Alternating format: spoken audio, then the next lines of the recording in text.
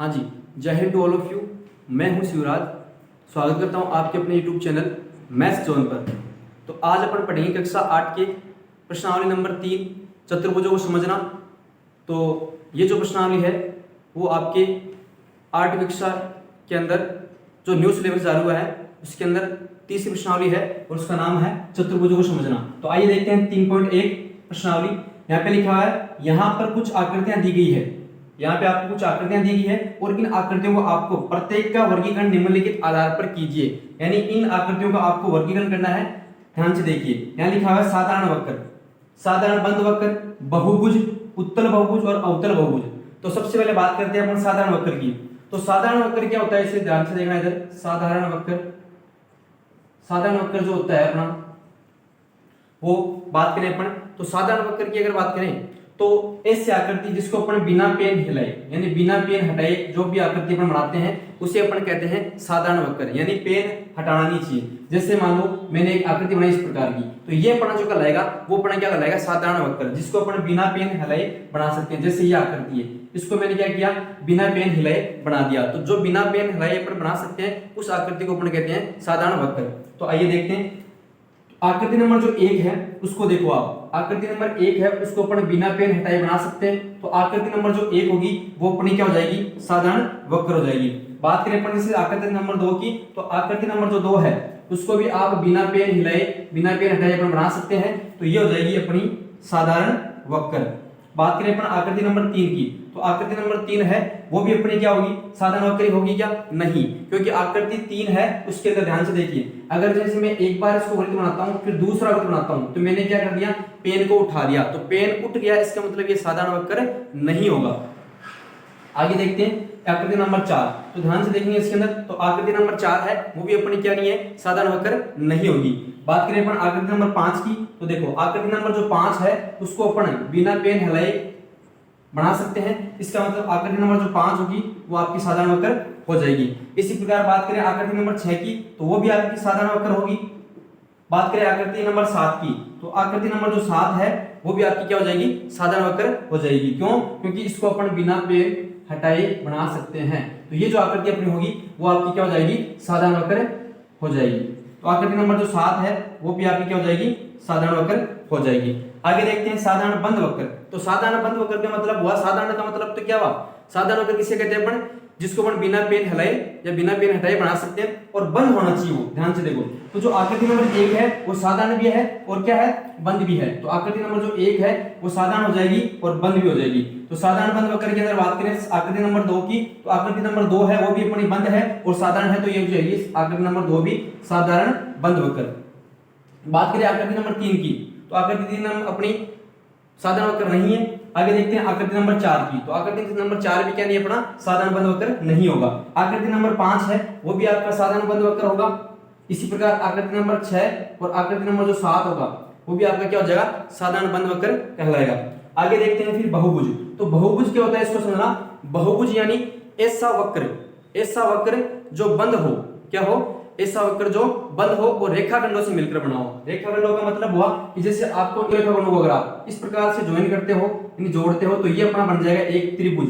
क्या कहलाएगा, त्रिभुज, जो कि अपना एक कहलाएगा बहुभुज, यानी ये क्या कहलाएगा अपना बहुभुज। इसी प्रकार अगर बात करें अपन चतुर्भुज की, तो जो 4 भुजाओं से मिलकर बना है यानी चतुर्भुज है वो भी अपना क्या होगा, बहुभुज होगा भाई। क्या होगा, एक बहुभुज, यानी इसके अंदर रेखाखंड होने चाहिए। तो बात करें अपन जैसे पहले आकृति, तो पहले आकृति देखो यहाँ पे रेखाखंडों से मिलकर बनी है और ये बंद है, तो ये कहलाएगा अपना बहुभुज, यानी आकृति नंबर 1 आपकी हो जाएगी बहुभुज। इसी प्रकार बात करें आकृति नंबर 2 की, तो आकृति नंबर 2 के अंदर देखो यहाँ पे ये भी रेखाखंड है, यहाँ पे रेखाखंड है, 4 रेखाखंड दिए हुए और ये बंद आकृति है, तो ये भी अपनी क्या हो जाएगी, बहुभुज। ये क्या हो जाएगी, बहुभुज। बात करें आकृति नंबर 3 की, तो वो अपनी बहुभुज नहीं होगी। आकृति नंबर 3 अपनी बहुभुज नहीं होगी। इसी प्रकार जो आकृति नंबर 4 है वो भी अपनी बहुभुज नहीं होगी। बात करें अपन आकृति नंबर 5 की, तो वो भी अपनी वक्र होगी लेकिन ये बहुभुज नहीं होगी। आकृति नंबर 6 भी बहुभुज नहीं होगी, 7 भी। इसी प्रकार आकृति नंबर 7 और 8 है वो भी अपनी बहुभुज नहीं होगी।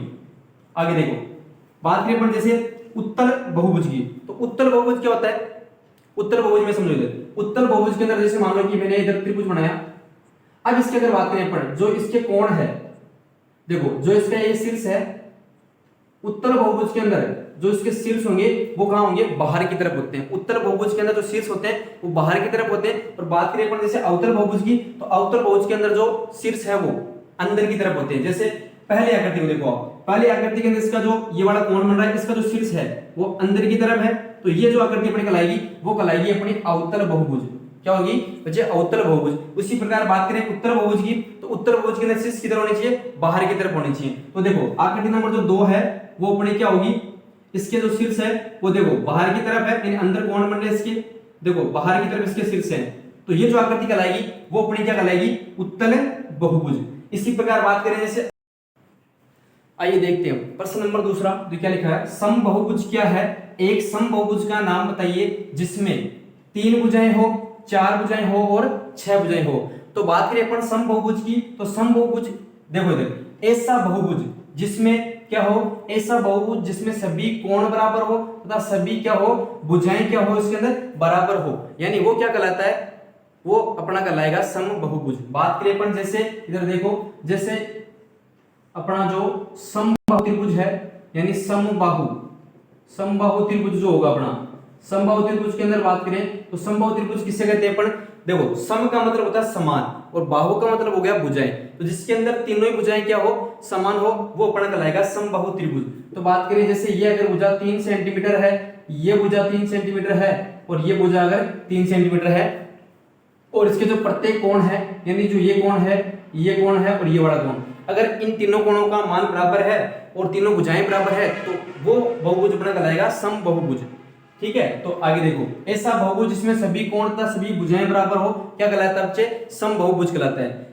बात करें अपन 3 भुजाएं, यानी ऐसा समबहुभुज बताइए जिसकी 3 भुजाएं हो, तो मैंने आपको बता दिया क्या हो जाएगा, समबाहु त्रिभुज। तो इसका उत्तर लिख देंगे अपन समबाहु त्रिभुज। आगे बात करें अपन जैसे जिसके अंदर क्या हो, 4 भुजाएं हो, तो 4 भुजाएं की अगर बात करें तो अपने जो वर्ग होता है, यानी वर्ग जो होता है, तो वर्ग के अंदर क्या होती है, चारों की चारों जो भुजाएं हैं, यानी चारों की चारों भुजाएं हैं वो बराबर होगी, और प्रत्येक कोण जो होता है इसके अंदर क्या होता है, 90 डिग्री का होता है। तो अपना जो वर्ग होगा वो अपना क्या हो जाएगा, एक समबहुभुज।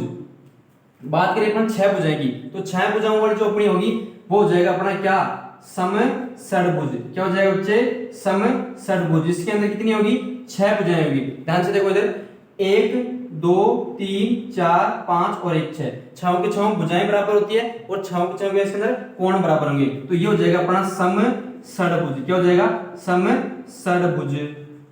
ठीक है, तो इस प्रकार अपन क्या कर सकते हैं कि प्रश्नावली